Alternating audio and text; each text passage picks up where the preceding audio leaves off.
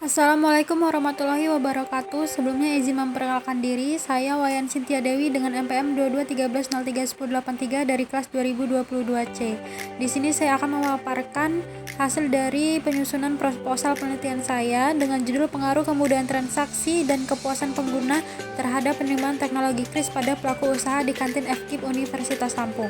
Pada bab 1, saya akan membahas mengenai pendahuluan latar belakang masalah, pembatasan masalah, rumusan masalah, tujuan penelitian, dan juga manfaat penelitian. Pada bagian latar belakang, di sini saya membahas pasca pandemi Indonesia mengalami ketertinggalan di bidang digital sehingga pemerintah mengeluarkan KRIS sebagai metode pembayaran digital terbaru.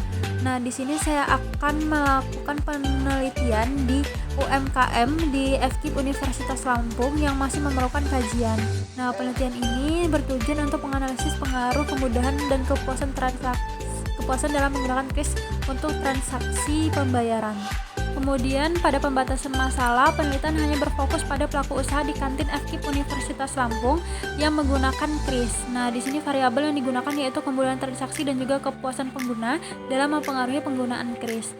Nah, fakultas yang digunakan hanya Fakultas Keguruan dan Ilmu Pendidikan Universitas Lampung. Untuk rumusan masalah tersendiri, di sini terdapat 3 rumusan masalah yang dimana intinya itu meneliti apakah ada pengaruh dari kemudahan transaksi dan kepuasan penggunaan terhadap penggunaan teknologi KRIS pada pelaku usaha di kantin FKIP Universitas Lampung. Untuk tujuan penelitian sendiri untuk menjawab rumusan masalah di awal tadi, intinya untuk mengetahui dan menganalisis apakah ada pengaruh kemudahan transaksi dan kepuasan pengguna terhadap penggunaan teknologi KRIS di pelaku usaha FKIP Universitas Lampung. Untuk manfaat penelitian itu ada 2. Yang pertama teoritis, itu lebih ke wawasan, sedangkan praktis itu lebih ke apakah pelaku usaha sudah memahami dari wawasan tersebut. Lanjut ke bab 2, ada tinjauan pustaka meliputi landasan teori, penelitian yang relevan, kerangka pikir, dan juga hipotesis. Pada landasan teori terdapat yang pertama yaitu kemudahan transaksi. Ini mengacu kepada apakah penggunaan KRIS itu dapat digunakan dengan mudah sehingga adanya pengaruh dari penggunaan KRIS itu sendiri. Yang kedua yakni kepuasan pelanggan. Dengan penggunaan KRIS, apakah pelanggan mengalami kepuasan sehingga dapat menggunakan KRIS pada waktu yang akan datang lagi. Landasan teori terakhir yaitu pengertian dari KRIS itu sendiri. KRIS itu adalah standar QR Code yang dikembangkan oleh Bank Indonesia untuk mempermudah layanan transaksi.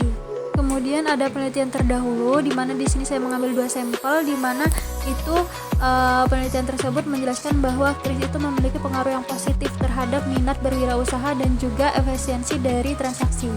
Kemudian di sini ada kerangka pikir, di mana ini menjelaskan apakah nantinya ada pengaruh antara X1, X2, dan juga Y. Oke, next, kalau tadi itu bagannya, ini adalah salah satu bentuk tulisannya di mana HO itu berarti tidak ada pengaruh, sedangkan H1 itu ada pengaruh.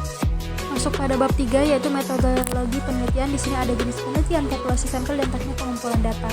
Untuk jenis penelitian yang digunakan adalah kuantitatif dan menggunakan pendekatan survei melalui kuesioner.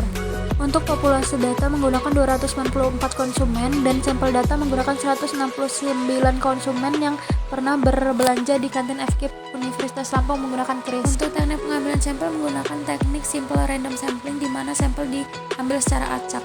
Kemudian di sini ada variabel operasional, di mana terdiri dari 2 yaitu variabel bebas dan variabel terikat.